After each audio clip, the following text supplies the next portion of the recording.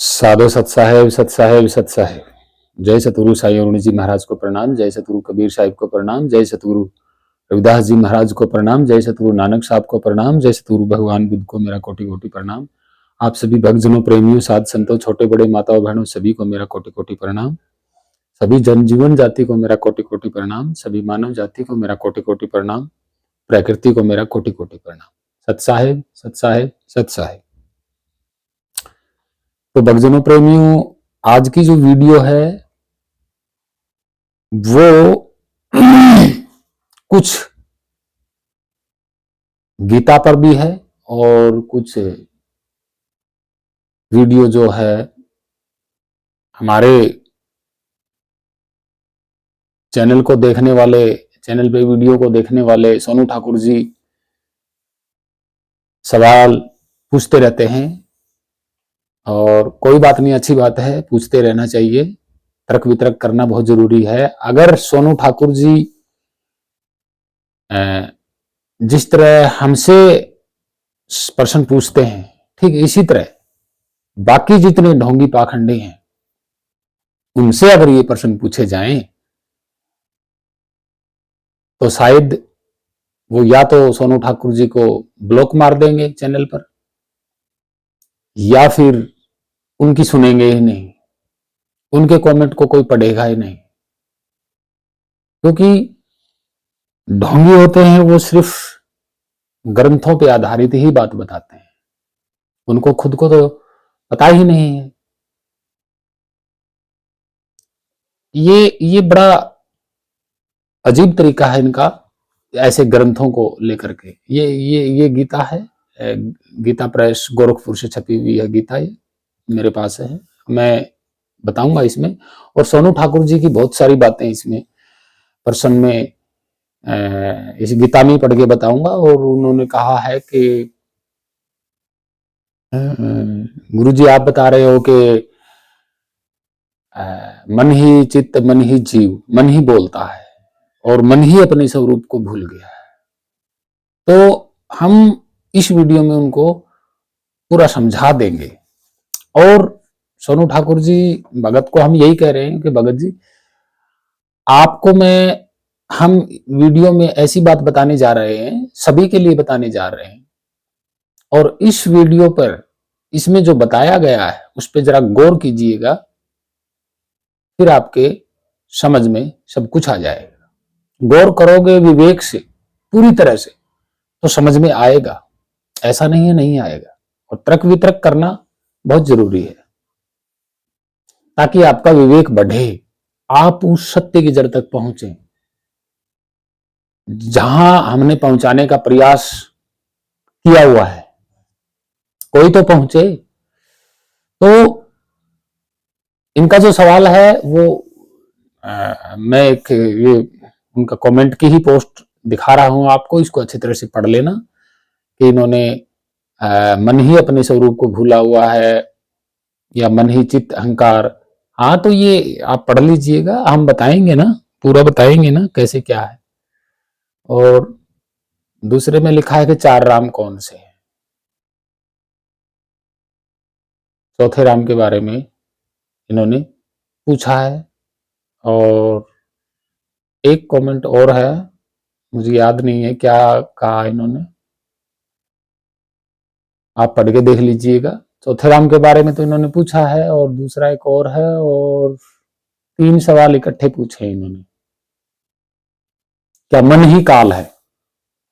तो आप खुद ही सोच लेना कि यहाँ कौन काल है, कौन जीव है, कौन मन है, कौन क्या है। इस वीडियो को आप सुनते रहना, देखते रहना कि हम आपको क्या बता रहे हैं। और उसमें आपको चुनना है, उसमें आपको चुनना है। हम यहां किसी को जीव नहीं कहेंगे, किसी को कुछ कहेंगे नहीं। आपको चुनना है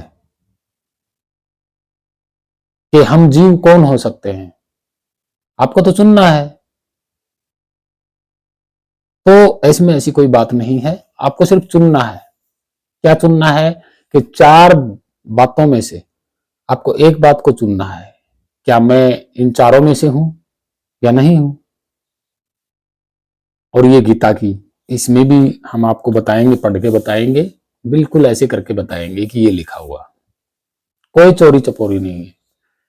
श्लोक भी दिखाएंगे कि क्या लिखा हुआ है। तो सबसे पहले हम गीता को ही उठाते हैं और गीता के द्वारा ही हम वो करेंगे। और एक भगत है, भगत है या नहीं है मुझे नहीं पता, शर्मा जी हैं, मतलब शर्मा जी हैं। उन्होंने कमेंट में क्या लिखा है कि अधूरा ज्ञान खतरनाक, आगे कुछ नहीं लिखा, और फिर बोला सब बकवास। अच्छा, तो इनको तो मिर्ची लग गई ना। सच्चे ज्ञान की जब बात खुलनी शुरू हो गई तो इनको तो मिर्ची लग गई। ये तो कह रहे हैं कि गीता को ही मानो, गीता को मानने वाला है ये शर्मा जी, मैं नाम नहीं बताऊंगा, लेकिन ये गीता को मानने वाला है, ये इस गीता के ज्ञान को सच्चा मानता है, तो इसकी भी पोल खोल देते हैं, क्या दिक्कत है। जो लिखा हुआ है क्या आज तक प्रमाणित हुआ है गीता में? जो गीता में लिखा है वो आज तक प्रमाणित हुआ है? साक्षात में हुआ है किसी को? नहीं हुआ ना। तो ऐसे कैसे लिखा हुआ चीज को माना जाएगा? इस गीता को लिखने वाला, उसको खुद को ही नहीं पता कि भाई मैं कौन हूं, शरीर में क्या रंग है मेरा, क्या रूप है। उसको खुद को ही नहीं पता कि जीव होता कौन है, ये कहां से आया। तो और इसमें बहुत सारी ऐसी बातें मैं आपको दिखाऊंगा कि जो शब्द है ही नहीं, श्लोक में जो शब्द है ही नहीं और अनुवाद में वो शब्द दे दिया। तो यहां चोरी साबित होती है। गीता में बहुत सारे ऐसे मिलेंगे जो बाहर के शब्द चोरी किए गए, उठा उठा के मनगढ़ंत परोसा गया है। अगर मनगढ़ंत नहीं है तो आप इसके श्लोकों को मैं पढ़ूंगा, खोल के बताऊंगा, तब आप सोच लेना, विचार लेना बुद्धि और विवेक से। तो सबसे पहले हम शुरू करते हैं इसी सवाल पर, इसी प्रश्न पर। तो भक्तजनों, प्रेमियों, सभी को मेरी विनती है कि इस वीडियो को गौर से सुनना, ध्यान से सुनना। हम सब आपको बताएंगे, ये कोई ज्यादा लंबी चौड़ी कहानी नहीं है कि कोई बहुत बड़ी कहानी हो, नहीं, कोई कहानी नहीं है और कोई मनगढ़ंत नहीं है। ये कोई ग्रंथों की कहानी नहीं बता रहा मैं आपको, बिल्कुल नहीं बता रहा। ग्रंथों की कहानी जो है वो आपके जीवन और आपके स्वरूप से बहुत अलग है, बहुत अलग है,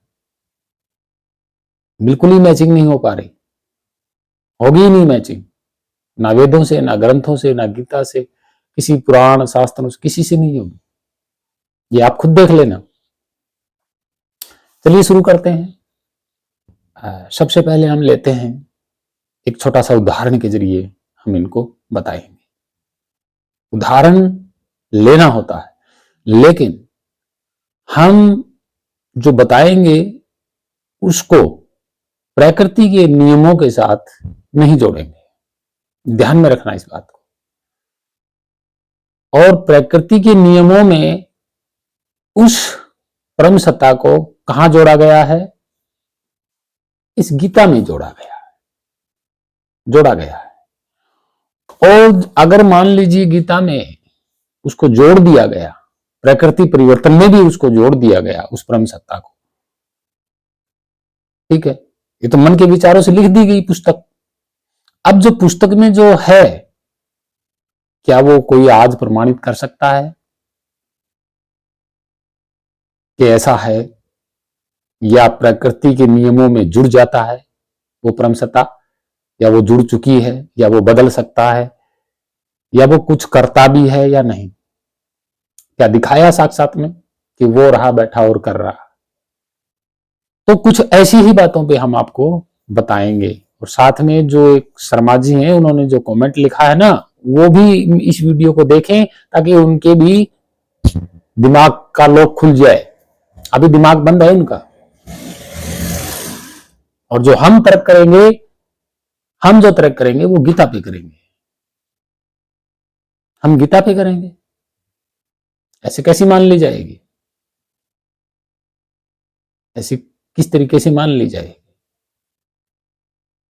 संत रामपाल के चेले तो गीता को भी पकड़े बैठे हुए हैं, बाइबल को भी, कुरान को भी, गुरु ग्रंथ साहिब को भी पकड़े बैठे हैं, बीजक को भी, कबीर सागर को भी, पता नहीं क्या क्या पकड़ के बैठे हुए हैं, उन्हीं में से परोसते रहते हैं, प्रमाणित करते रहते हैं। आज इस बात का पूरा भेद मैं बता देता हूं कि क्यों ये पाखंडी ग्रंथों तक सीमित है। तो उदाहरण के जरिए, उदाहरण तो मेरे को लेना पड़ेगा, नहीं तो समझ में नहीं आएगा। उदाहरण लेके समझाऊंगा मैं, इस डब्बे से ही लेके समझाऊंगा मैं। ठीक है जी, ध्यान से सुनना इस वीडियो को, और गीता की बाद में बात करते हैं।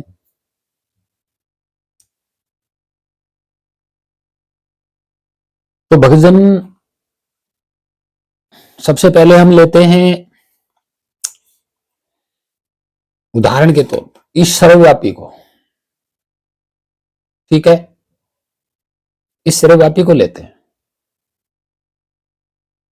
क्योंकि ये वो परम सत्ता सर्वव्यापी है, अजन्मा, सर्वशक्तिमान, सर्वोपरि, सर्वव्यापी, आदि, अनादि, ये वो परम सत्ता है। ठीक है, अब देखिए यहां कोई प्रकृति नहीं है, कोई प्रकृति नहीं है। गौर से सुनना इस वीडियो को, यहां कोई प्रकृति नहीं है, खाली अकेला है परम सत्ता, हर जगह मौजूद अपने आप में। अब यूं ले लीजिए कि साथ के साथ इस खाली स्थान के बारे में भी इसके साथ मैचिंग हो जाएगी जो हम उदाहरण देंगे। ये परम सत्ता कौन है? महागुंज, खाली है, ये बिल्कुल खाली है, और ये अनंत है, इसकी कोई सीमा नहीं। ठीक है, अब इस गूंज से, इस महागुंज से क्या उत्पन्न हुई? तरंग, तरंग उत्पन्न हुई।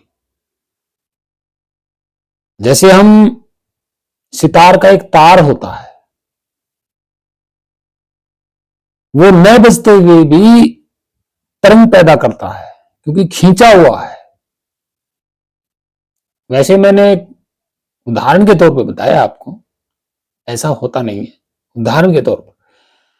अब ये स्थिर है, अडोल है, ये ना कहीं जाता है ना आता है, यानी कि ये पूरा का पूरा खाली स्थान। ठीक है, और ये जो खाली स्थान का ओरिजिनल जो स्वरूप है, जो इसकी महानता है, वो है गूंज स्वरूप। इसका स्वरूप ही गूंज है। अब उस गूंज से जो तरंग निकली हुई होती है, वो होती है हलचल, यानी कि तरंग हलचल। अब उसको आप क्या कहेंगे? मन या जीव? सुनते रहना, हम तो नहीं कहेंगे, आपको सोचना है कि उससे सबसे पहले, प्रकृति से पहले और इस महागूंज से, इस सिस्टम से पहले तरंगों का ही उत्पन्न होना हुआ है। अब तरंगों की हलचल, तरंगों की हलचल आपस में टकराने से, तरंग कोई भी हो, किसी भी तरीके की हो, आपस में जरूर टकराती हैं, टकराती हैं और जाके लय हो जाती हैं, पीछे से फिर तरंग उठती है। मतलब तरंगों का बनना लगातार। इसको आप क्या नाम देंगे? मन या जीव? हम तो कोई नाम नहीं देंगे इसको। अब तरंगों की हलचल, एकदम से तो कुछ बना नहीं, पता नहीं कितने लंबे टाइम तक, यहां दिन रात भी नहीं बता रहा मैं आपको, साल भी नहीं बता रहा मैं आपको, युग भी नहीं बता रहा मैं आपको, नहीं, क्योंकि युग तब बताया जाएगा, साल तब बताया जाएगा जब चंद्रमा सूर्य होंगे। अभी यहां कोई चंद्रमा सूर्य है नहीं, तो यहां मेरा अगर मैं युग कहूंगा तो भी गलत है, टाइम बताऊंगा तो भी गलत है, दिन रात बताऊंगा, साल बताऊंगा, महीने बताऊंगा तो भी महा झूठ है। अब ये तरंगों का खेल कब तक चला ये कोई नहीं बता सकता, कोई नहीं बता सकता। अब तरंगों के खेल से सूक्ष्म पदार्थ तत्व उत्पन्न हुए हैं, इसका प्रमाण आपके भीतर है। जब जानोगे तो पता चल जाएगा। अब तरंगों का जो सूक्ष्मता है वो है विचार, जो आज भी उठते हैं। मन एक लहर है, तरंग है। अब मन को तो सपोर्ट मिल रही है ना पीछे से, भाई तरंगों की सपोर्ट कौन है? ये परम सत्ता, परम सत्ता है तरंगों की सपोर्ट। तो अब तरंगों से जो सूक्ष्मता पैदा हुई है वो होते हैं विचार। ये मैं पहले भी बता चुका हूं, फिर मैं दोबारा से फिर बता देता हूं। अब विचारों की हलचल से वो सूक्ष्मता से फिर सूक्ष्म प्रकृति का निर्माण होता है, ऐसी सूक्ष्म प्रकृति जिसको देखा नहीं जा सकता। और उस सूक्ष्म प्रकृति, जब सूक्ष्म प्रकृति शुरू हुई तब समय लागू हुआ था।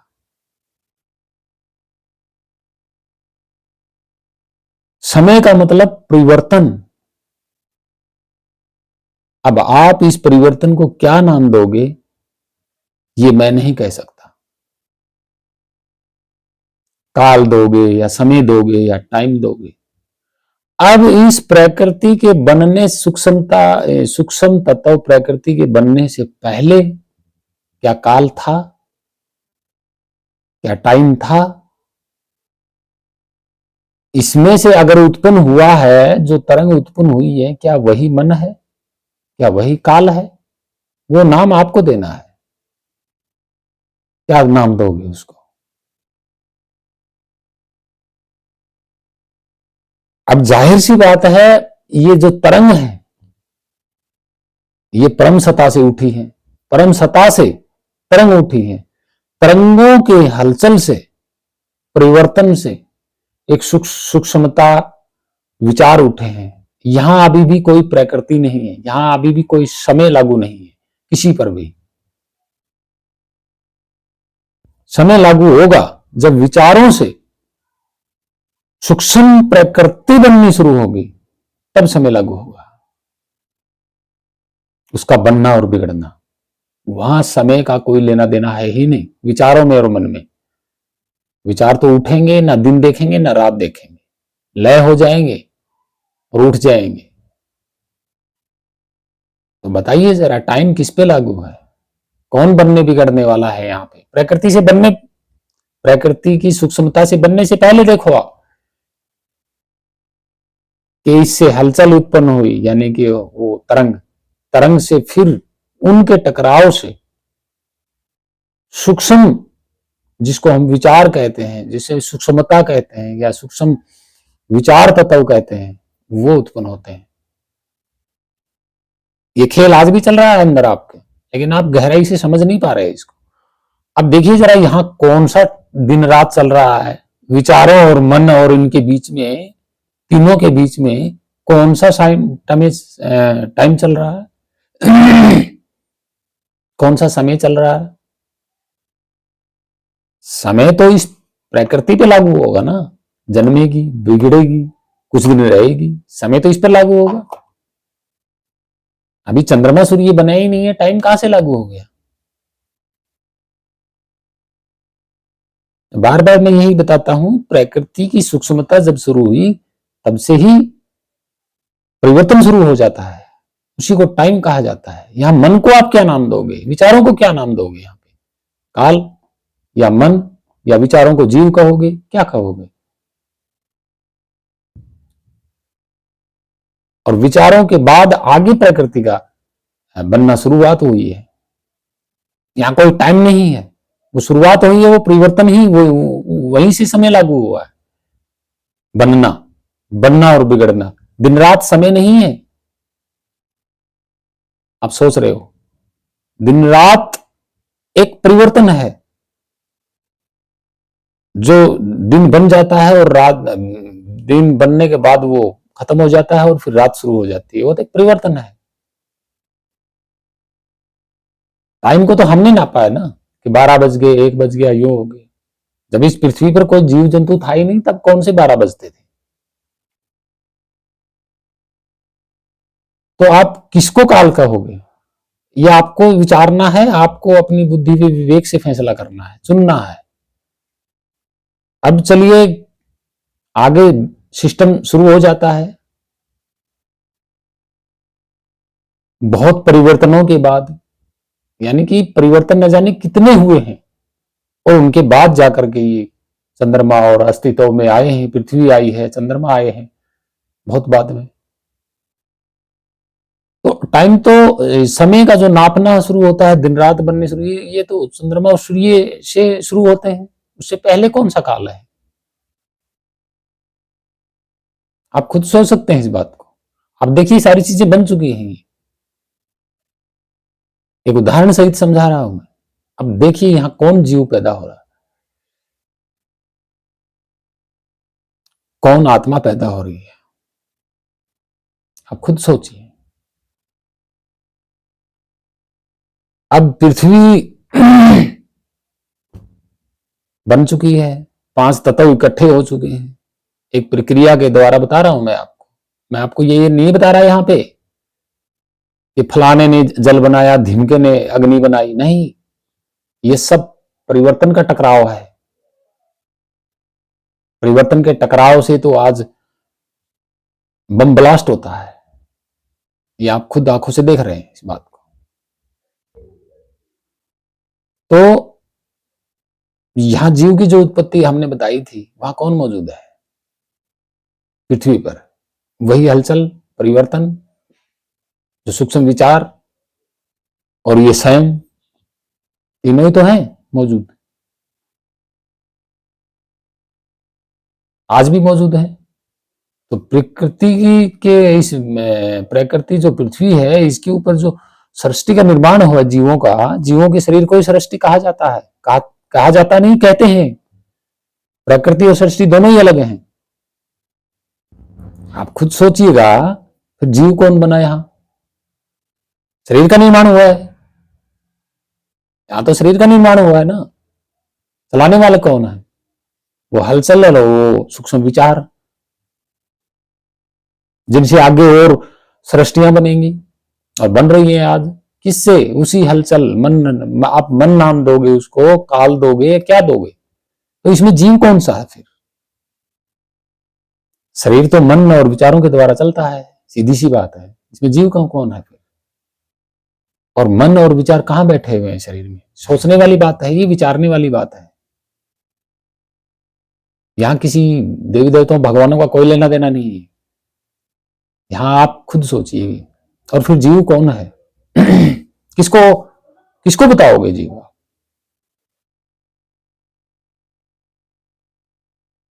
सृष्टि बनी है तब ध्यान उत्पन्न हुआ है, उससे पहले ध्यान भी नहीं था। उससे पहले तो ध्यान भी नहीं था। शरीर बना है ये पृथ्वी पर, तभी तो ध्यान उजागर हुआ। लेकिन हलचल और हलचलों का जो झुंड है आगे विचारों का, वो तो प्रकृति से पहले के हैं। विचारों के बिना तो प्रकृति बनी ही नहीं, बनी नहीं सकती। जब विचारों के द्वारा एक ऐसी नई सृष्टि बन सकती है, तो विचारों के द्वारा प्रकृति क्यों नहीं बन सकती? बन सकती है। ये आप सोचिए। अब यहां जीव कौन बनेगा? ये शरीर भी बन गया और ध्यान भी उजागर हो गया।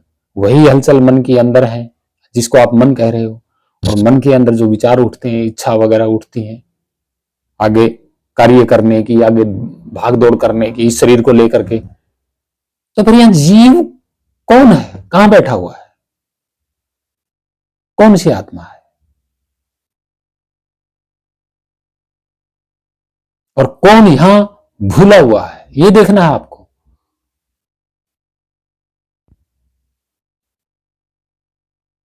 जब प्रकृति नहीं होगी तब वो तरंग भी होंगी किसमें, इसी स्वरूप में, वो तरंग भी विद्यमान होंगी और तरंगों में वही विचारों का झुंड भी होगा, लेकिन वो लय होंगी, वो लय होंगे। अब आपको यह सोचना है कि यहां कौन अपने स्वरूप को भूला हुआ है।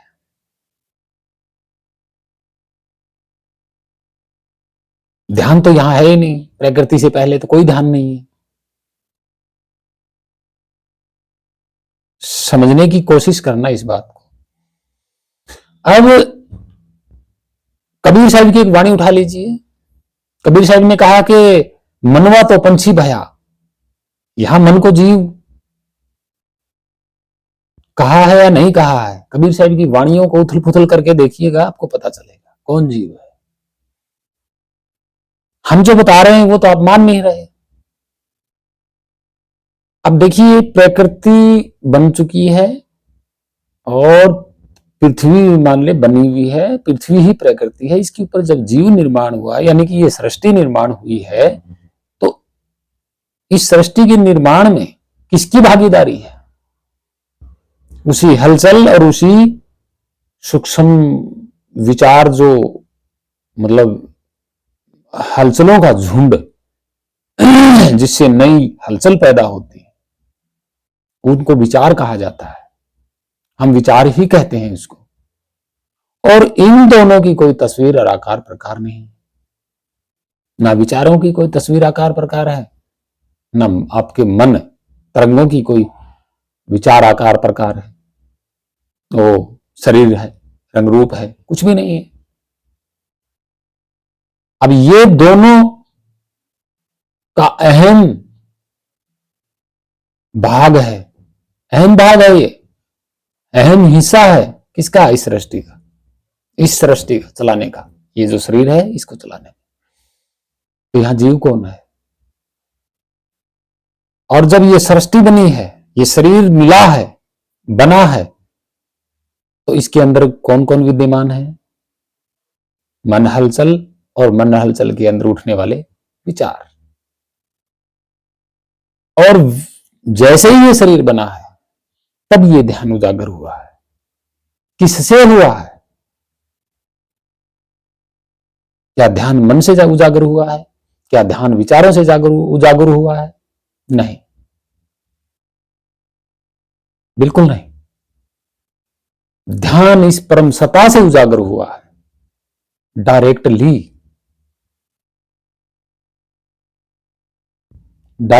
ध्यान परम सत्ता से उजागर हुआ है। जैसे ये शरीर बन गया तब ध्यान ही उजागर हुआ है। और ध्यान का इससे जन्म नहीं हुआ, बिल्कुल नहीं हुआ। और ध्यान को आप क्या नाम दोगे?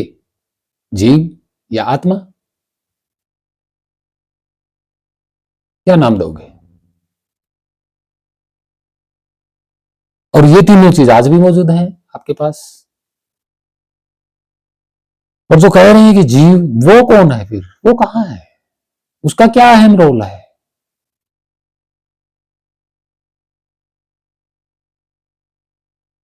जब उसका कोई रोल ही नहीं है तो वो खामखा क्यों बैठा हुआ है इस शरीर में? कहां बैठा हुआ है, देखा कभी? भक्तजन प्रेमियों, ये ध्यान ना मन से उजागर हुआ है, ना विचारों से उजागर हुआ है। ये ध्यान सृष्टि मिलने के बाद ये डायरेक्टली इसी स्वरूप से उजागर हुआ है। ये हलचल नहीं है।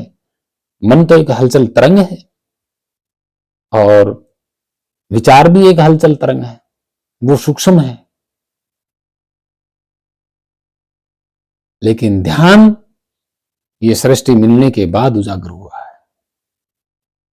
तो आप इसको ध्यान को क्या कहेंगे?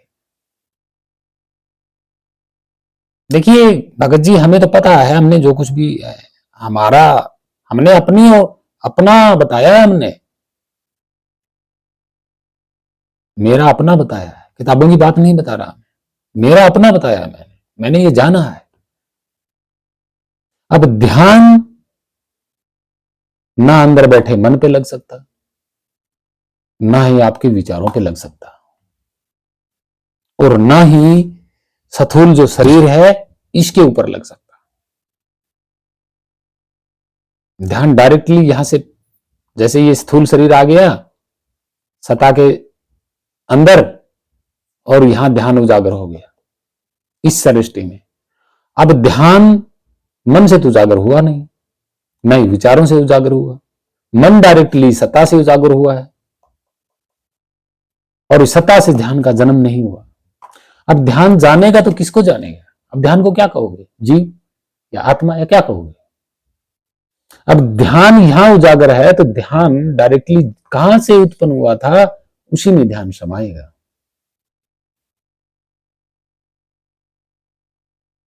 और ध्यान अंदर नहीं है, ध्यान हमेशा बाहर भटकता है। आप कहोगे कि बुद्धि, बुद्धि में ध्यान बैठा हुआ, नहीं, बुद्धि में ध्यान नहीं बैठा हुआ, ध्यान बाहर बाहर भटक रहा है। किसी भी चीज की तरफ देखो, वो देखते हो तो नजरों से पहले ध्यान पहुंच जाता है। और ध्यान है विदेही। आप सोच सकते हैं इसके जरिए, उदाहरण के जरिए, ध्यान है विदेही। ध्यान का कोई शरीर नहीं होता। अब ये ध्यान भटकता है, ध्यान भटकता है, और ध्यान जब तक जहां से ध्यान उत्पन्न नहीं हुआ है वहीं अगर वापसी नहीं लगेगा, तब तक मुक्ति या मोक्ष प्राप्त नहीं हो सकता, स्थिरता में नहीं आएगा। अब ध्यान भटकेगा तो मन भी हलचल में रहेगा और विचार भी हलचल में रहेंगे, प्रकृति को देख करके। अब प्रकृति का निर्माण, ध्यान से सुनना, प्रकृति का निर्माण जो हुआ है वो मन तरंग हलचल और उसके विचारों से। ध्यान के विचार नहीं होते, और ना ही इस परम सत्ता से डायरेक्टली विचार उठे। तो विचारों का बाप तो मन है, और मन का बाप ये है, और यहां से ध्यान उत्पन्न हुआ है। अब आप ये सोचिएगा, इसमें जीव कौन है, कौन आत्मा है, कौन सा काल है इसमें, ये आपको फैसला करना है। हमें तो पता है, क्योंकि हम तो बार बार बता चुके हैं, लेकिन आप मान ही नहीं रहे, क्या करें? सारी चीज तो है। इस शरीर को फोर्स कौन दे रहा है? वो परम सत्ता। तो परम सत्ता में तो सारा सिस्टम चल ही रहा है ना, इस परम सत्ता में तो सारा सिस्टम चल रहा है, बनाई इसमें है, लेकिन ये बनाने वाला नहीं है। ये परम सत्ता जो है, ये किसी को बनाने वाला नहीं है। इसमें कौन, आपको उदाहरण के जरिए मैं समझा रहा हूं, तो आप देख रहे हैं कि किसके द्वारा क्या हो रहा है, लेकिन इनके द्वारा तो कुछ नहीं हो रहा, इनके द्वारा तो कुछ हो ही नहीं रहा। ये तो जू का जैसा था आज भी वैसा ही वैसा है, और इनसे जो उत्पन्न हुआ है, इन्होंने अपना ध्यान उत्पन्न नहीं किया, इस परम सत्ता ने अपना ध्यान उत्पन्न नहीं किया। अगर ये अपनी मर्जी से अपने ध्यान को उत्पन्न करते, उजागर करते, तो प्रकृति के बनने से पहले ही कर देते। इस सृष्टि के बनने से, प्रकृति के बनने से पहले करते ना। ये सृष्टि बनने के बाद ही इन्होंने ध्यान उजागर क्यों किया अपनी मर्जी से? क्या इनके पास मन है? क्या इनके पास मन है? क्या इन्होंने कुछ किया? नहीं किया। तो करने कराने वाले थे ना, वो तो दो ही है, मंत्रंग और मंत्रंगों के गुच्छा, यानी कि उलझन, वो विचार करने वाले तो आगे हैं, ये तो कुछ कर ही नहीं रहा। अब यहां जैसे ही पृथ्वी बनने के बाद जब ये सृष्टि बननी शुरू हुई, ये सृष्टि बन के सामने यहाँ इतनी सत्ता में विद्यमान हुई, तो यहां से तो इसी सृष्टि से तो ध्यान उत्पन्न हुआ, इसी सृष्टि से ध्यान उत्पन्न हुआ। अब आप खुद सोच सकते हैं इस बात को, कौन करता है, कौन करने वाला है, कौन नहीं करने वाला, कौन इसमें जीव है। अब फैसला आपको करना है, क्या विचार जीव है, क्या मन जीव है, या ध्यान जीव है। अब आगे चलना, ये तो परम सत्ता है ही, और ये सृष्टि बन गई, यानी कि प्राणियों का शरीर, ठीक है। अब ये शरीर पे कौन लागू है, परिवर्तन, बिगड़ेगा, बिगड़ेगा। अब ये शरीर इसी की परम सत्ता में ये शरीर बिगड़ के नाश हो गया, ठीक है। अब जैसे ही शरीर नाश हो गया तो मन का भी कोई जोर नहीं है कि इसको दोबारा से बना दे वैसा का वैसा, नहीं, क्योंकि मन के विचारों ने एक नियम ही ऐसा बना दिया था, पैदा होने का, जन्म होने का, एक दूसरे से जन्म होने का विधान मन तरंगों और विचारों का है। अब ये अपना नियम बदल नहीं सकते, अब मन का कोई जोर नहीं है। अब मन वैसा का वैसा उसी शरीर को दोबारा से तो ठीक कर नहीं सकता, ना विचार कर सकते। ये शरीर बिगड़ गया, बिगड़ गया, और कहां पड़ा है, इसी परम सत्ता में, ठीक है। अब यहां से ध्यान छूट गया, यानी कि ध्यान, इस शरीर के द्वारा जो ध्यान दौड़ रहा था वो इस शरीर से अलग हो गया, यानी कि शरीर लुढ़क गया तो ध्यान अलग हो गया। अब वो ध्यान गया कहां, ये जानना है आपको। शरीर छुड़वाया किसने, परिवर्तन ने, क्योंकि प्रकृति का बना हुआ है, प्रकृति तत्वों से बना हुआ है ये सृष्टि। छुड़वाया किसने, परिवर्तन ने। परिवर्तन ने इसको बिगाड़ दिया, छुड़वाया नहीं, बिगाड़ दिया इसको, उसका काम है बिगाड़ना, बनाना, तो उसने बिगाड़ दिया। अब कौन बच गया अकेला,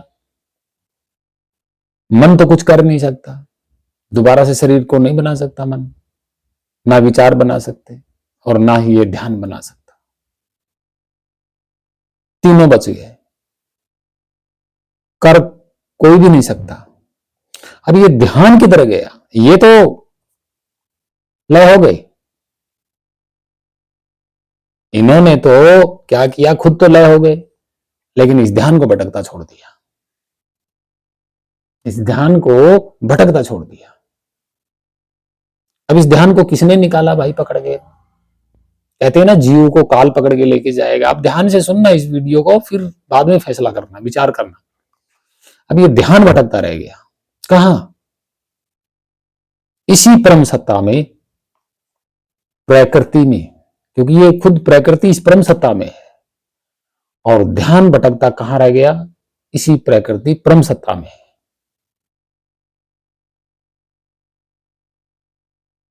जब ये शरीर था तब तो इस ध्यान ने, जहां से ये आया, उत्पन्न हुआ, उजागर हुआ, प्रकट हुआ ध्यान, वहां तो ये वापसी समाया नहीं,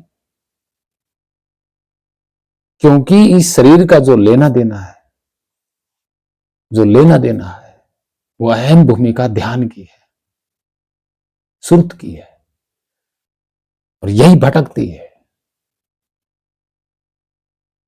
कई कहते हैं मन भटकता है, विचार भटकते हैं।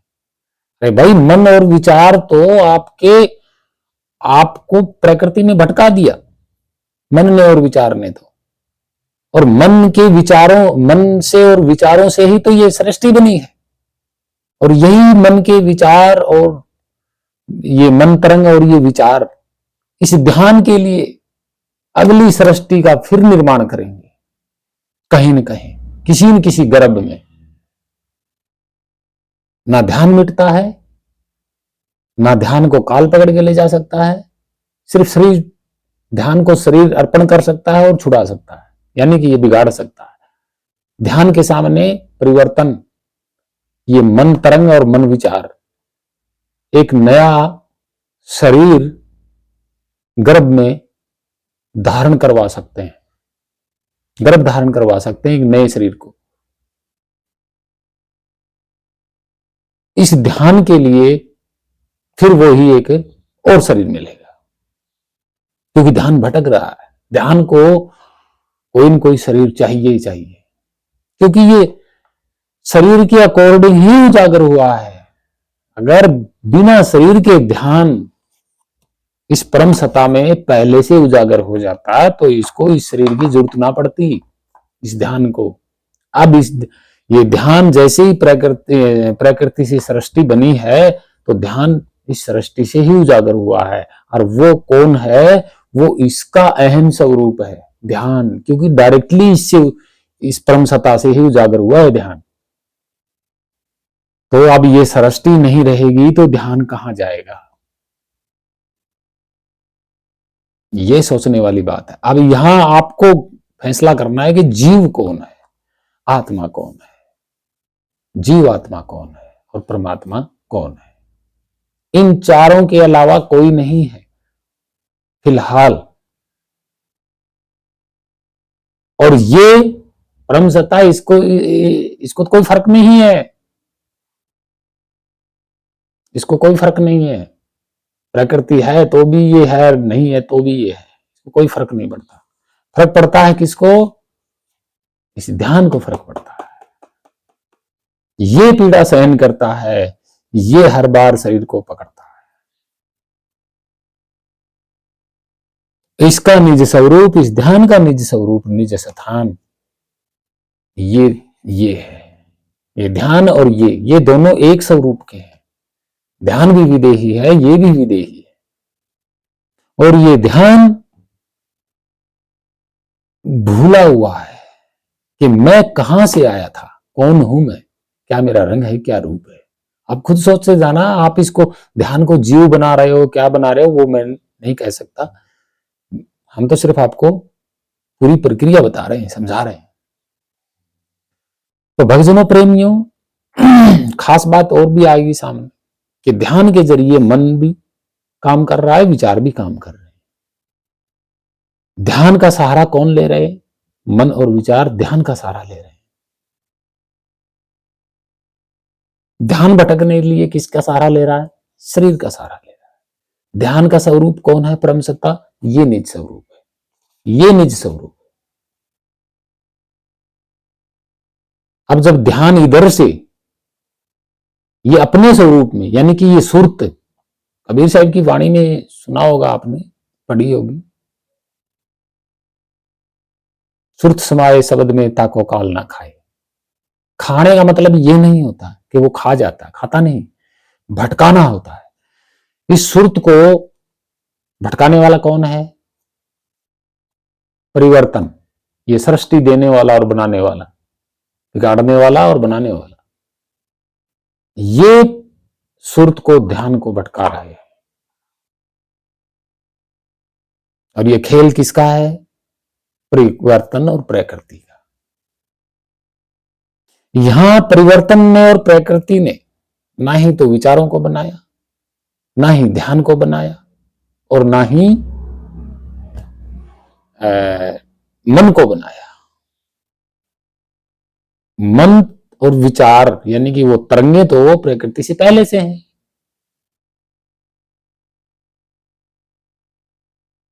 अब जैसे ही सृष्टि बनी तो प्रकृति ने और परिवर्तन ने ये सृष्टि जैसे ही बनाई, तो इस सृष्टि को चलाने के लिए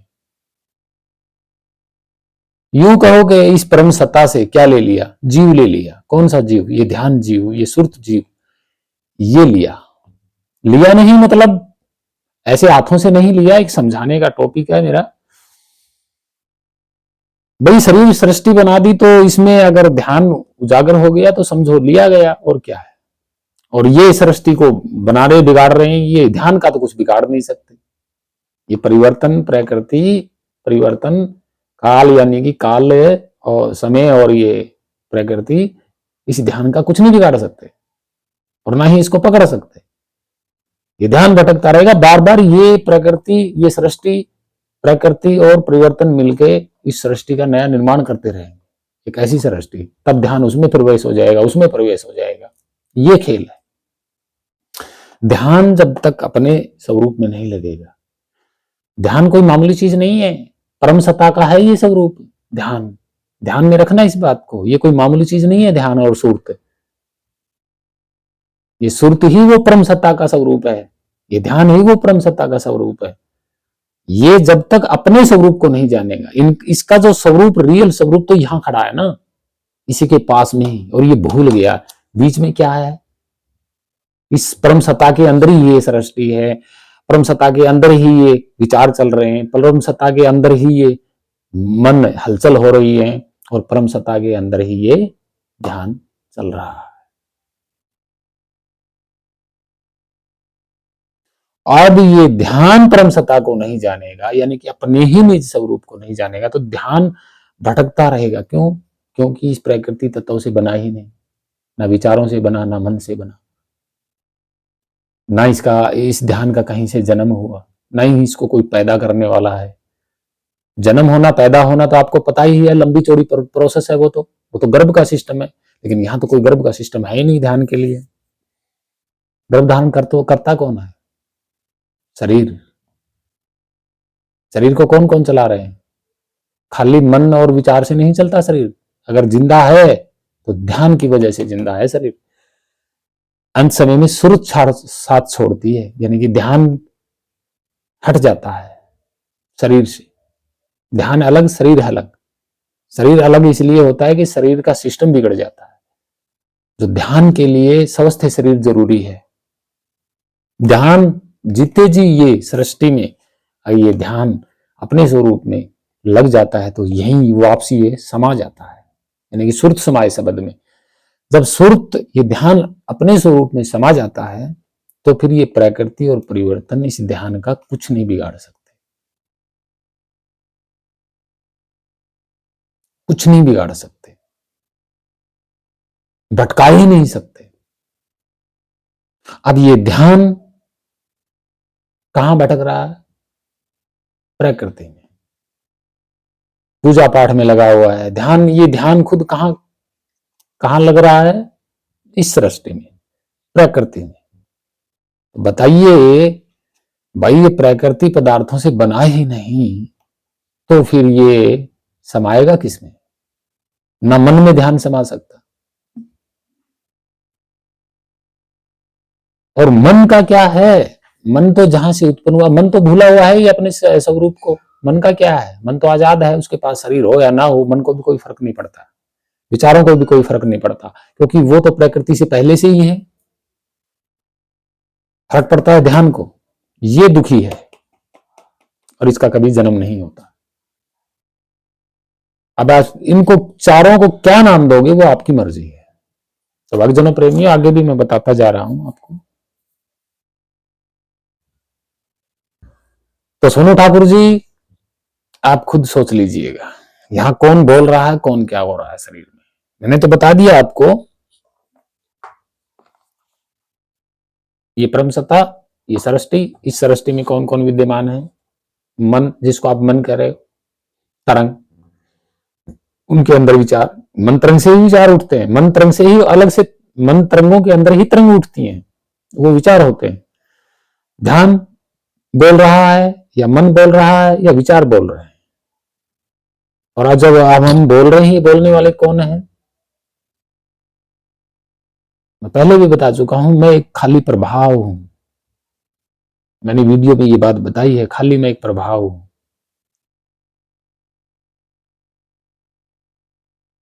और ये ध्यान मेरा, मेरा ही ध्यान का सहारा लिया हुआ है, मेरे ध्यान का सहारा लिया हुआ है मन ने और विचारों ने। मेरा ध्यान जब मेरे स्वरूप में लग गया तो वहां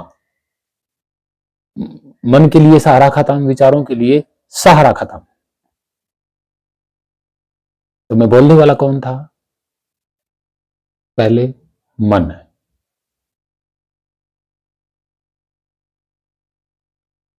तो कबीर साहिब ने क्या किया, क्या कहा है? मन ही चित्त, मन ही जीव, मन ही चित्त, मन ही जीव। ओरिजिनल में आप कौन हो?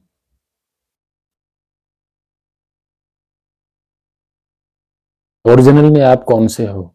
ध्यान, सुरत हो, या मन हो, या विचार हो, या इसके अलावा और कौन हो शरीर में? तो जिसमें से जीव कौन सा है, ये फैसला आपको करना है। ये हम आपसे पूछ रहे हैं। हमने जो हकीकत थी वो बता दी। इसके अलावा, क्योंकि मेरे अंदर तो यही हकीकत है भाई, और इस दुनियादारी के शरीरों से जो और मनुष्य शरीर हैं, उनसे अलग तो मेरा शरीर है नहीं, उनसे अलग मेरा शरीर नहीं है। हाँ, मुझे मेरा पूरा इतना पता लग गया कि मेरा ध्यान ना मन से उत्पन्न हुआ है, ना विचारों से उत्पन्न हुआ है। तो साधो, भक्तजनों, प्रेमियों, कबीर साहिब की जो वाणी है, एक बार फिर देख लीजिएगा, फिर देख लीजिएगा। ये स्क्रीन पे लगा रखी हमने। क्या कह रहे हैं सतगुरु कबीर साहिब कि एक राम दशरथ का बेटा, दूजा राम घटघट में बैठा, तीजे राम का सकल पसारा, और एक राम त्रिभुवन से न्यारा। ठीक है, ये है नीचे। अब आगे क्या लिख रहे हैं, आगे भी तो पढ़िए आप।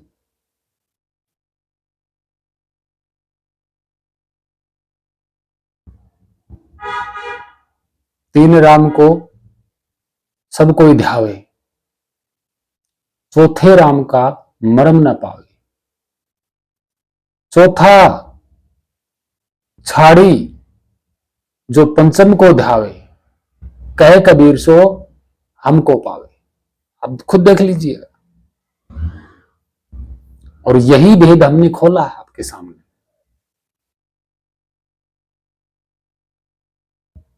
पाखंडी लोग तो यहां चौथे राम में ही अटके हुए। चौथा राम कौन है? वो सुरत, ध्यान।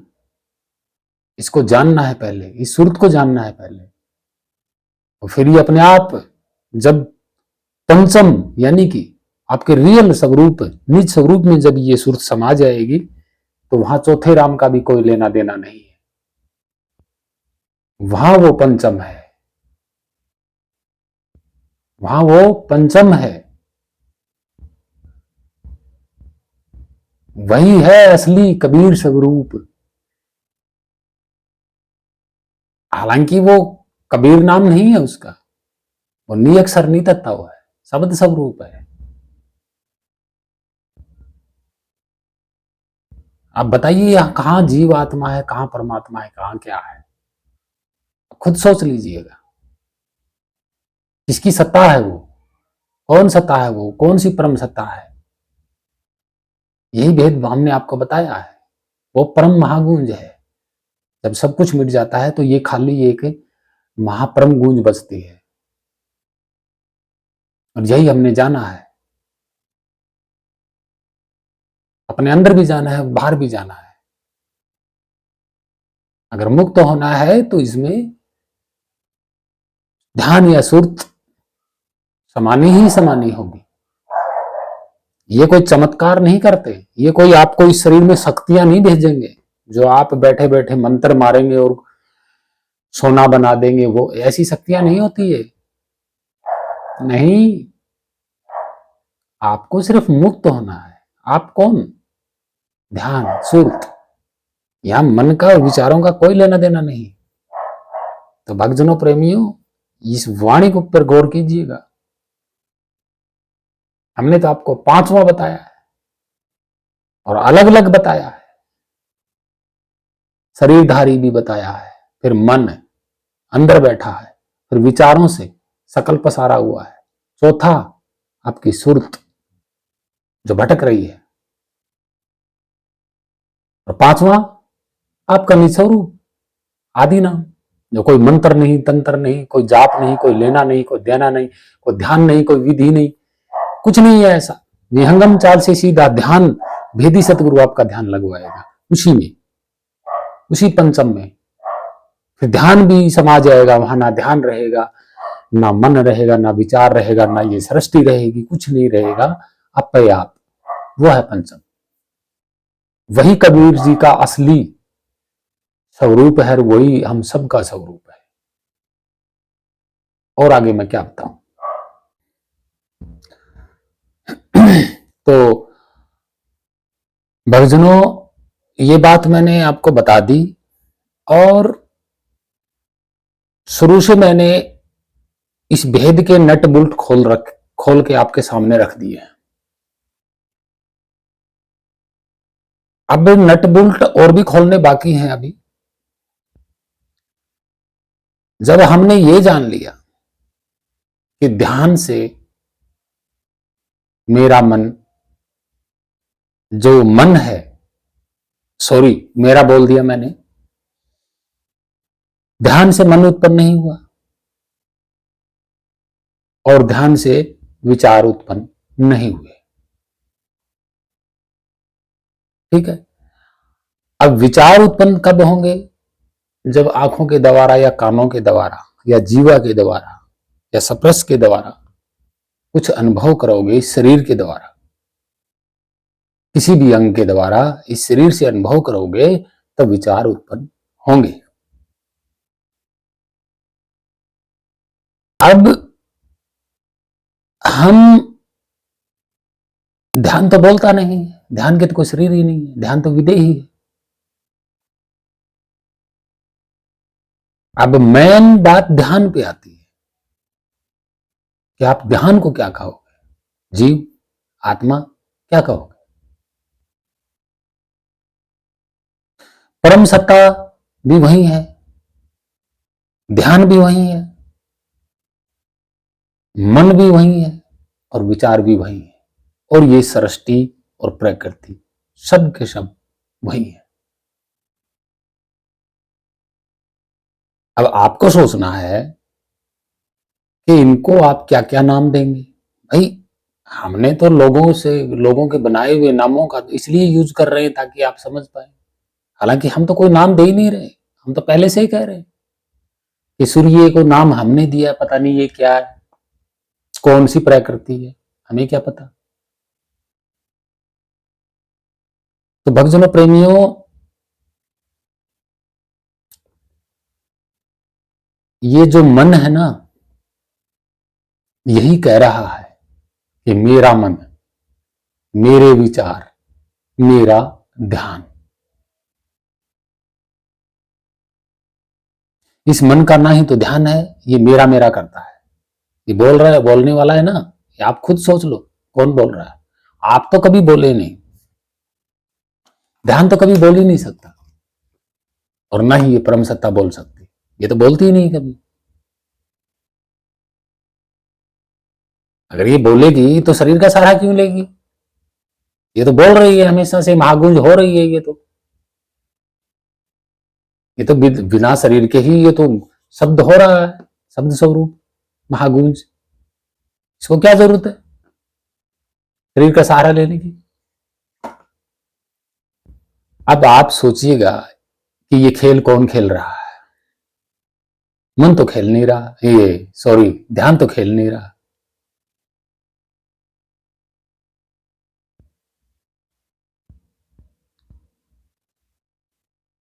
आप जरा सोचिए, कौन जीवात्मा है, कौन आत्मा है, यहां कौन परमात्मा है, कौन भगवान है, कौन देवी देवता है, कौन क्या है?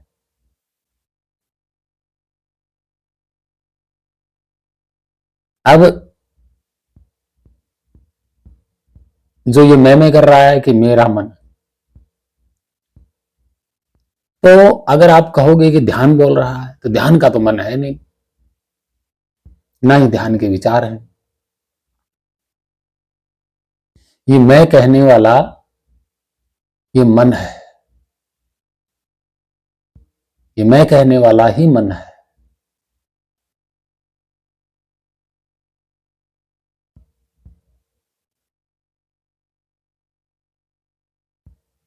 और परम सत्ता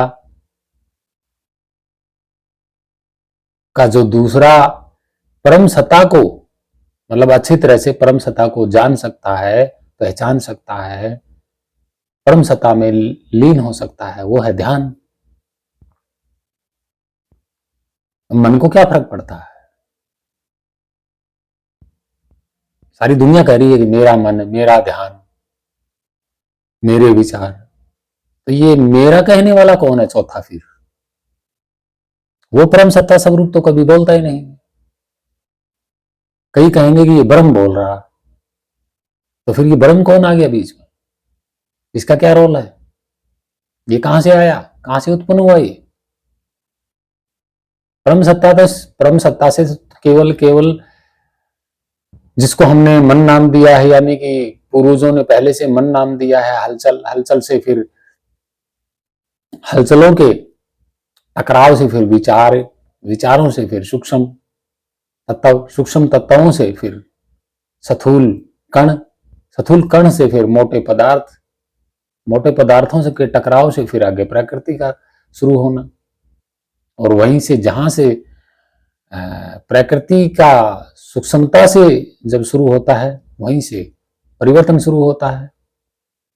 उससे पहले तो समय का, काल का, परिवर्तन का कोई लेना देना ही नहीं।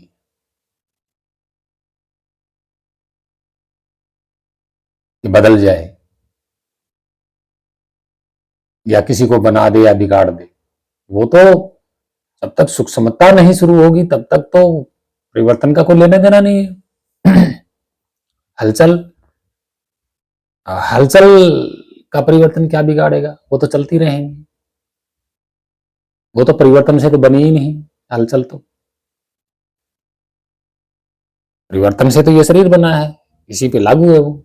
हलचल पे कौन क्या लागू करेगा? और फिर ये मेरा कौन कहता है कि मेरा मन, मेरा ध्यान, मेरे विचार, मेरा शरीर? किसका है ये शरीर? भक्तजनों, प्रेमियों, ये जो बात हम आपको बता रहे हैं ना, ये आपके ग्रंथों में नहीं है। यहाँ कोई ब्रह्मा के मुख से ब्राह्मण पैदा, क्षत्रिय की बुझा से, ये सिस्टम नहीं है यहाँ पे। गीता में बोल दिया कि ऋग्वेद और यजुर्वेद और सामवेद, अथर्ववेद का कोई जिक्र ही नहीं है। यहाँ लोग कह रहे हैं कि 4 वेद ब्रह्मा ने बनाए, गीता में लिखे 3 वेद। देखो,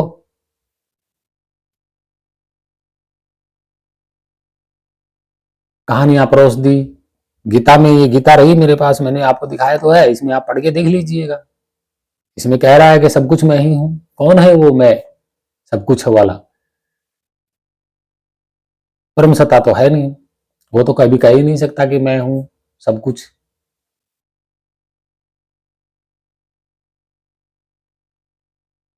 भक्तजनों, प्रेमियों, जब परिवर्तन का इस शरीर का आखिरी परिवर्तन होता है ना, इस शरीर का, तब आपका अगर मन होता तो आपको छोड़ के ना जाता। आपके विचार होते तो आपको छोड़ते नहीं। आपका शरीर होता तो आपको नहीं छोड़ता। तो ये आप हो कौन?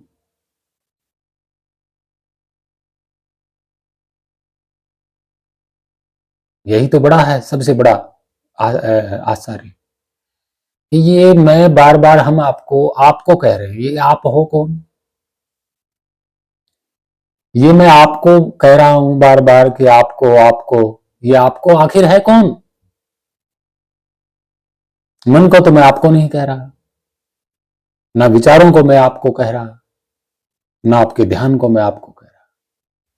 ये मन, विचार और ध्यान से परे ये चौथा आपको कौन है? ये हमने जाना है भक्तजनों, ये आपको कौन है?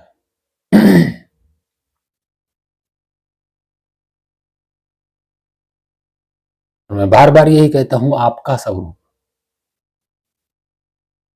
आखिर ये आप, ये जो मैं बार बार आप कहता हूं, ये आप है कौन? ये आप जीव नहीं है, और ना ही ये कोई आत्मा है, और ना ही ये कोई परमात्मा है। ये आप निज स्वरूप है। और ध्यान, सुर्त, इसका अंश है।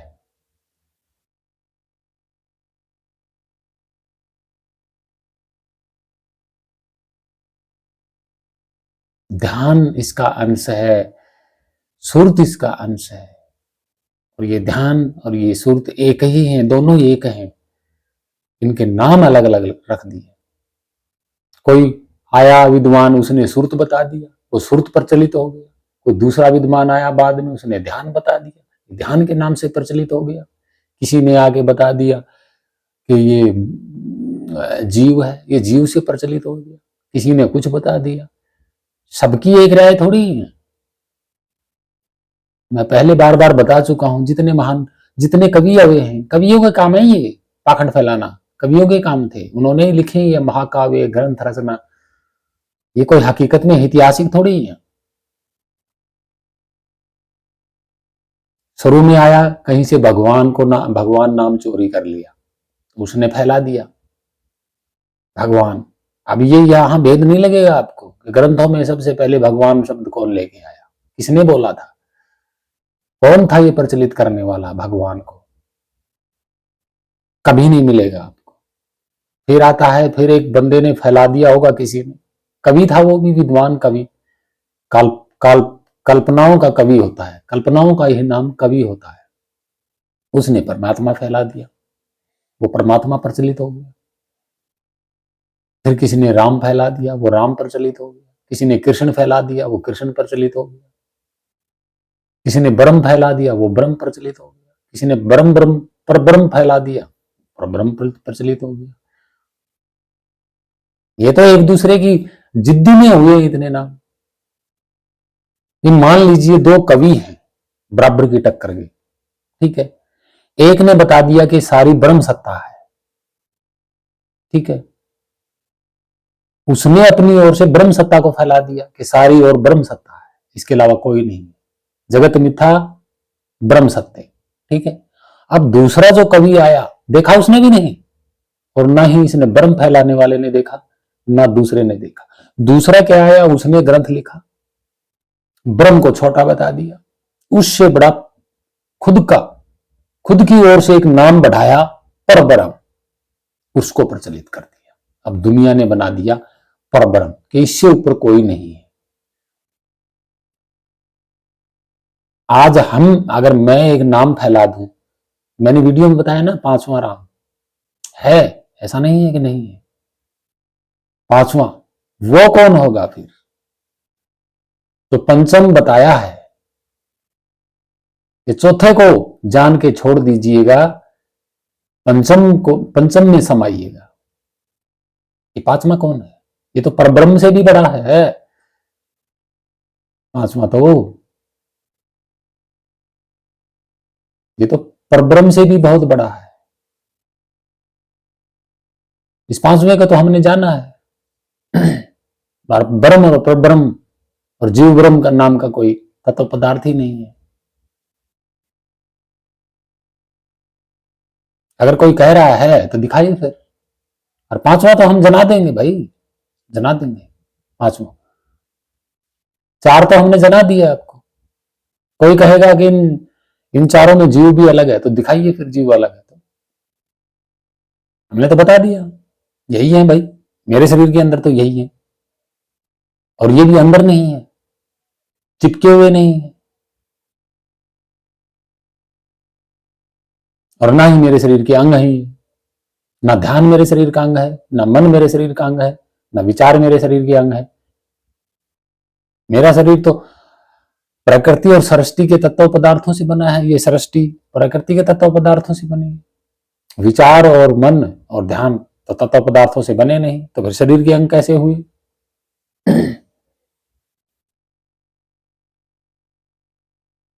नहीं।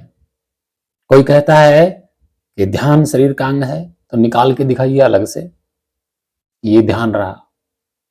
कोई कहता है मन शरीर का अंग है, तो निकाल के दिखाइए ये मन रहा। आज तक तो मिला नहीं शरीर में। कोई कहता है विचार शरीर के अंग है, तो दिखाइए फिर अलग से, निकाल के काट के दिखाइए ना। भक्तजनों प्रेमियों, ये रहस्य बहुत गहरा है, इसको हमने जाना है। और आप कौन हो ये मैं अच्छी तरह से जानता हूं, हम जानते हैं। जब हम अपने को जानते हैं तो आपके स्वरूप को भी जानते हैं, ऐसा नहीं है। और बार बार मैं यही कहता हूं, आपका ध्यान भटकता है सिर्फ। ये आप कौन है फिर? यही तो रहस्य है। ये आप है ना, यही है वो परम सत्ता। और परम सत्ता से उत्पन्न हुआ ध्यान।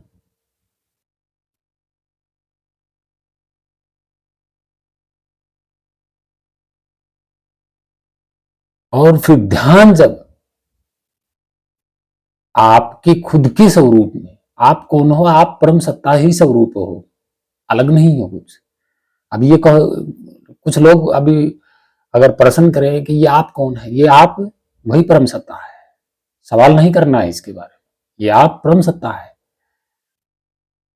अब आप कहेंगे कि ये क्यों भटका हुआ? ये नहीं भटका हुआ। इस परम सत्ता का, सत्ता से जो उत्पन्न ध्यान हुआ है, वो ध्यान भटका हुआ है। और ध्यान का सहारा किसने लिया है? इस शरीर को जिंदा कौन रखता है? ध्यान सुरत रखती है।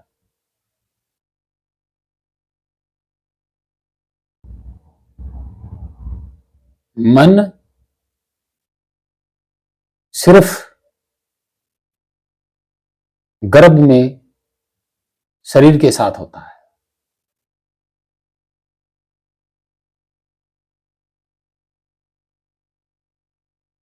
और मन यानी कि चित्त ये आवागमन के चक्कर में रहता है।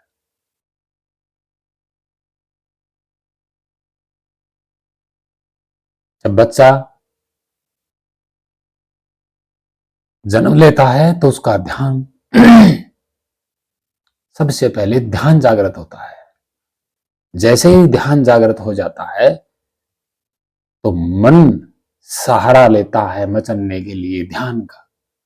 मन मचलता है, फिर विचार उठते हैं, रोना धोना, भूख लगना, फिर ये विचार शुरू हो जाते हैं। ध्यान के बिना मन का और विचारों का कोई लेना देना ही नहीं। अब यहां मुक्त कौन होगा? ध्यान या मन? अरे भाई, मन का मुक्त होना क्या है?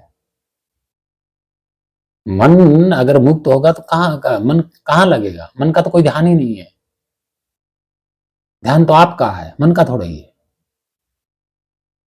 मन ये थोड़ी कह सकता है कि मेरा ध्यान नहीं। जब मन से ध्यान उत्पन्न ही नहीं हुआ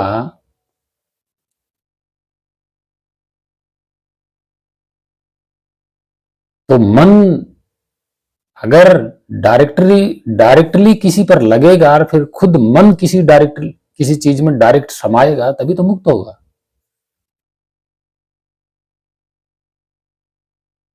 ध्यान में मन नहीं समा सकता, मन में ध्यान नहीं समा सकता, ना ही ध्यान विचारों में समा सकता, ना ही ध्यान में विचार समा सकते। बहुत तकड़ा खेल है ये नट बोल्ट खुल तो जाते हैं, लेकिन इन नट बोल्टों को वापसी जचाने वाला भी चाहिए। और ये पूरी तरह से ये एक इंजन खोल के डालना होता है। ये एक इंजन खोलना होता है। एक इंजन खोल दिया है हमने, इसके मेन पार्ट को खोल दिया है। अब आप जचा के देखिएगा, अंत में रिजल्ट किसका निकलता है? रिजल्ट निकलेगा तो ध्यान का निकलेगा। ध्यान ध्यान ही भटकेगा। मन का क्या है? मन विचार तो लय हो जाएंगे, ध्यान कहां लय होगा? प्रकृति पदार्थ से तो मन ये ध्यान बना नहीं, जहां प्रकृति पदार्थ में समा जाएगा। नहीं, ध्यान तो विधेय ही है, नितत्ता उन्हीं अक्षर शब्द स्वरूप है। ध्यान तो सुरत। जब तक ये ध्यान अपने स्वरूप में नहीं समाएगा, इसका निज स्वरूप कौन है? आप ही हो। आपके ध्यान का आप ही स्वरूप हो। आपसे उत्पन्न हुआ है, आप में समा जाएगा। और जब ध्यान आप में समा गया तो स्थिर हो जाओगे आप अपने को जान जाओगे ध्यान के द्वारा। ध्यान ही एक वो सहारा है जिससे आप अपने को जान सकते हैं। लेकिन आप बोलते कुछ नहीं है, जो कुछ भी हो वो ध्यान सुनेगा।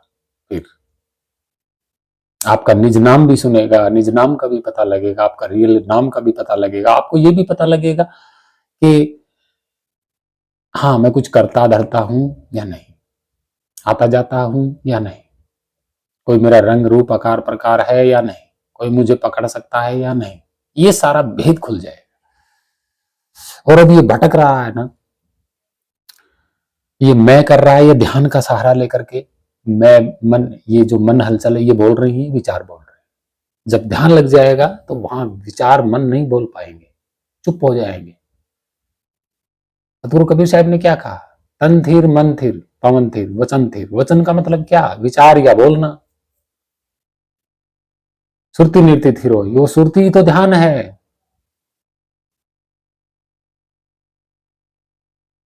स्थिर हो गया तो वहां ना मन का कोई लेना देना, ना विचार का कोई लेना देना, ना शरीर का कोई लेना देना, ना प्रकृति का कोई लेना देना, ना सृष्टि का कोई लेना देना। बस ना वहां विचारों की चलती है, ना मन की चलती है, ना प्रकृति की चलती है, ना परिवर्तन की चलती है, यानी कि काल की। अब जरा सोचिए एक मिनट के लिए, मन की वहां चलती है जो मन से कोई चीज उत्पन्न हुई हो, मन की तो वहां चलेगी। मन की चलती है विचारों पर, तो विचार मन से उत्पन्न हुए, और विचारों से चलती है सृष्टि, यानी कि ये शरीर, क्योंकि विचारों से ही प्रकृति का उत्पन्न होना प्रक्रिया है। ये तो प्रकृति और सृष्टि तो विचारों के द्वारा चलेंगे। मन से विचार उठेंगे और विचारों से आगे सकल पसारा फैलेगा। हाँ, मन अकेला कुछ नहीं कर सकता। मन ने तो पैदा कर रखे हैं काम करने वाले विचार। मन तो राजा बन के बैठा हुआ है, और मन से आप, ना ही तो आप उत्पन्न हुए, ना ही आपका ध्यान उत्पन्न हुआ। ये आपका कौन है फिर? आपका, जो मैं बार बार आपका बोल रहा हूं ना, ये वो आपका परम सत्ता है। मन के लिए नहीं बोल रहा मैं आपको, और ना ही मैं विचारों के लिए बोल रहा कि आप विचार हो या आप मन हो या आप ध्यान हो। नहीं, वो फैसला आपको करना है। तो यहां किस भगवान का लेना देना है बताइए? कौन से परमात्मा का लेना देना है? कौन से देवी देवता का लेना देना है?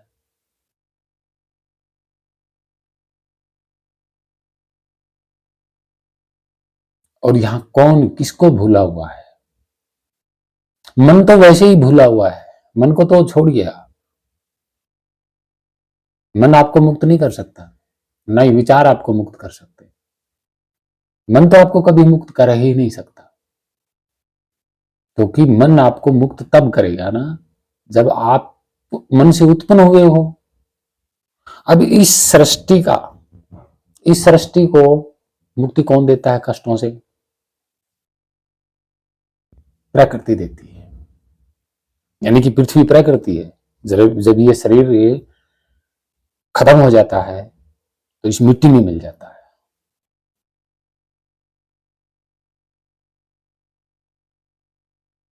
ये लय हो जाता है, ये शरीर मुक्त हो जाता है। जहां से बना वहीं पे सब आ गया, मुक्त हो गया। ठीक है, अब विचार आते हैं। विचार जहां से उत्पन्न हुए मन से, तो वो मन में ही समा जाएंगे। अब ध्यान मन से उत्पन्न नहीं हुआ, तो वो मन में ध्यान कैसे समाएगा? अगर आपका ध्यान मन में समा गया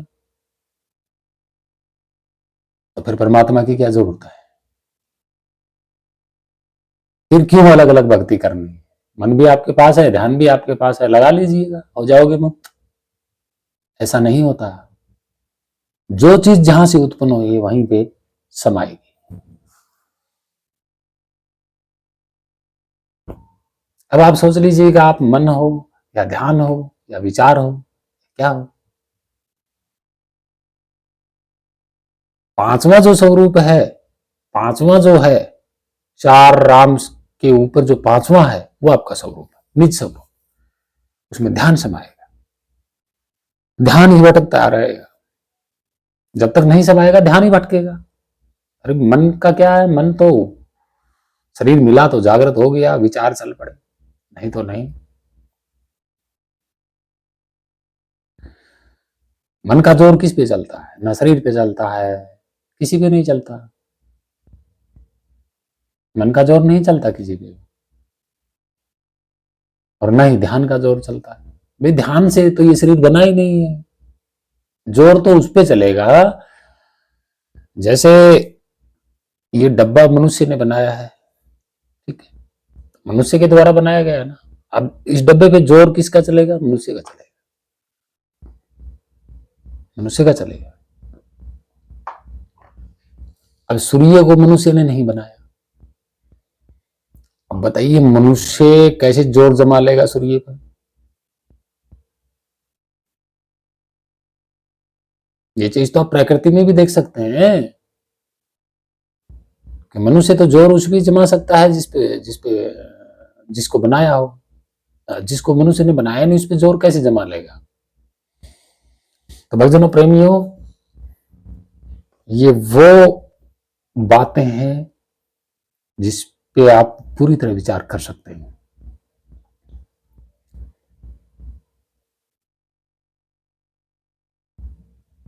और मन आप नहीं हो सकते, मन तो आप ही के स्वरूप से उत्पन्न हुआ है, आप मन से उत्पन्न नहीं हुए। और मन आप ही का है, लेकिन आपका है नहीं है। मन ने अपनी सत्ता अलग से बना रखी है, आप ही के स्वरूप में मन ने भी अपनी ही सत्ता बना रखी है। आपका मन खाली होता नहीं है, इसलिए ध्यान भटकता है। यूं लगाओ कि आप भटक रहे हो, ध्यान भटक रहे हो, एक ही स्वरूप है, कोई फर्क नहीं है। आपकी सुरत भटक रही है। मैं बार बार ये कह रहा हूं कि आपकी सुरत, सुरत तो ठीक है, लेकिन आपकी कौन है? ये फिर ये वही परम सत्ता है जो ये सुरत अपने ही स्वरूप में, और इसी सुरत स्वरूप में ही ये प्रकृति चल रही है। इसी में मन भी राज कर रहा है, विचार भी राज कर रहे हैं, प्रकृति परिवर्तन भी राज कर रहे हैं, और खुद इन छुटपुटिए राजाओं की गुलाम बनी हुई है। मन भी एक छुटपुटिया राजा है, विचार भी एक छुटपुटिया राजा है, प्रकृति परिवर्तन भी एक छुटपुटिया राजा है। सुरत के सामने कुछ नहीं है, ध्यान स्वरूप के सामने कुछ भी नहीं है। तो आप खुद सोच सकते हैं। तो भक्तजनों, प्रेमियों, और गीता के बारे में जो कुछ मैंने बताया था ना आपको, कि कहीं 4 वर्ण बना दिए, कहीं कुछ बना दिया, कहीं कुछ बना दिया, अगली वीडियो में मैं पूरा फिर पढ़ाऊंगा इसको। तब तक के लिए ये वीडियो देखो और इस पे विचार करो, क्या सत्य है ग्रंथों में, क्या सत्य है, और जो हमने बताया इसमें आपको क्या नजर आ रहा है। इसमें कोई मनगढ़ंत नहीं है, आप विचार सकते हैं, आप प्रमाण कर सकते हैं अपनी ओर से कि आपके पास विचार भी है, मन भी है, ध्यान भी है। इसके अलावा कोई और भी है क्या? और आपका स्वरूप, आपका जो स्वरूप है, आप जो हो, शरीर में नहीं हो। ये भी एक नोट कर लो, आप शरीर में नहीं हो, बिल्कुल नहीं हो। ध्यान भी शरीर के अंदर नहीं है, मन और विचार शरीर के अंदर है, और ये हृदय में समाये हुए मन चित्त। मैंने बताया था ना, मन और चित्त जीव, ये वो स्वरूप है, लेकिन आप जीव नहीं हो। ध्यान, मैंने बताया था ना कि मैं खाली एक प्रभाव हूं। ध्यान, ये मैं पहले भी बता चुका हूं, एक प्रभाव हूं। तो प्रभाव मन नहीं है, ध्यान है। वस्तु आएगी तो प्रभाव जागृत होगा, ये मैं बहुत बार बता चुका हूं पहले। क्या इस परम सत्ता के सामने आया, प्रभाव जागृत हो गया। ये प्रभाव ही वो ध्यान है, ये वो सुरत है। और रही बात मन की, तो ये प्रकृति नहीं होगी ना, ये सृष्टि या प्रकृति नहीं होगी तो भी मन की हलचल है। क्योंकि सब वो जो मन है वो शब्द स्वरूप की गूंज की तरंग है, और प्रकृति है तो भी वो तरंग है, नहीं है तो भी वो तरंग है। यहां आगे प्रकृति का प्रोसेस करने वाली ही वो तरंग है जिसको मन कहा जाता है। कहा जाता है, कह रहे हैं लोग, हम नहीं कह रहे ये बात। हम खाली उस तरंग ही देंगे नाम, हलचल, बस। और ये वो सत्ता है, ये वो है आप, ये आपको मैं बोल रहा हूं ना बार बार, ये वही है। सृष्टि बनी, प्रकृति में सृष्टि बनी तो ध्यान जागृत हुआ। और मन भी, ये मन तो पहले से ही है, लेकिन आपके स्वरूप से पहले नहीं है। और सतगुरु कबीर साहब ने ये पाखंडी जो कथा सुना रहे हैं ना, काल ने जीव मांग के लिया, किससे? परमात्मा से नहीं। प्रकृति ने और परिवर्तन ने खाली ये सृष्टि बनाई, किसके विचारों से? मन तरंग के, सूक्ष्म तरंगों के कारण। ठीक है, अब इसको दौड़ाने वाला चाहिए, इसको जिंदा रखने वाला चाहिए, इस सृष्टि को। वो था ध्यान। अब वो ध्यान मांग के लिया नहीं, इन्होंने प्रोडक्ट बनाया। परम सत्ता में प्रोडक्ट है, ये तो है नहीं कि परम सत्ता से अलग प्रोडक्ट बनाया और फिर परम सत्ता में लेके आए, नहीं, परम सत्ता में ही प्रोडक्ट बना और परम सत्ता से ही ध्यान उजागर हो गया। किसी ने कुछ मांग के नहीं लिया, कोई भक्ति नहीं की किसी ने कि काल ने 70 युग तक भक्ति करी, फलाना करा, ढिमका करा। भाई ये मनगढ़ंत कहानी है, ऐसा नहीं है। कोई कार्य बनेगा तो प्रोसेस के हिसाब से बनेगा, बिना प्रोसेस के कोई कार्य बनता ही नहीं। और एकदम से नहीं बनेगा, धीरे धीरे बनेगा। तो भक्तजनों प्रेमियों, आशा करता हूं आप फैसला कीजिएगा, चुनिए इसमें से कौन जीव है, कौन क्या है। फिर आगे हम गीता की अगली वीडियो में बात करेंगे, पूरी बात खोलेंगे इसमें क्या भरा पड़ा है। तब तक के लिए धन्यवाद। आप सभी भक्तजनों प्रेमियों, साध संतों, संगत, छोटे बड़े माताओं बहनों और साधुजनों, भक्तजनों प्रेमियों और जनजीवन जाति और मानव जाति को मेरा कोटि कोटि प्रणाम, प्रकृति को मेरा प्रणाम। सत साहेब, सत साहेब, सत साहेब, सत साहेब, सत साहेब।